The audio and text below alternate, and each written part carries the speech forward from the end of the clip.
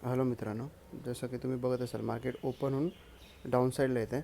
तर आता मार्केटला वरती जायचं असेल ना, एक मोठा ट्रेंड द्यायचा असेल तर त्याला हायच्या वरती त्याला जावं लागेल, तर एक मोठा ट्रेंड मिळेल. आणि डाऊन साईडला बघा जास्त ते सपोर्ट्स असल्यामुळे ना जास्त जोरात ट्रेंड नाही मिळू शकत.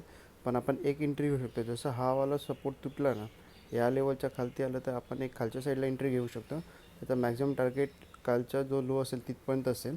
ओके. आणि अजून एक मोठा ट्रेंड घ्यायचा असेल तर चान्सेस तुम्हाला सांगतो, अगर जो कालचा लो आहे तो अगर ब्रेक झाला तर एक आपण परत डाऊन साईडला बघू शकतो. मी माझी एंट्री केव्हा घेणार ते सांगतो.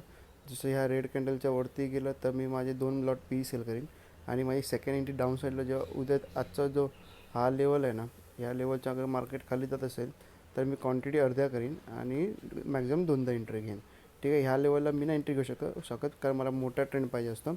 पण अगर कोण स्कॅल्पिंग करत असेल तर जसं हा ब्रेक झाला ना तर इथपर्यंत याचे चान्सेस इझिली आहेत त्याचे. ओके. आणि अजून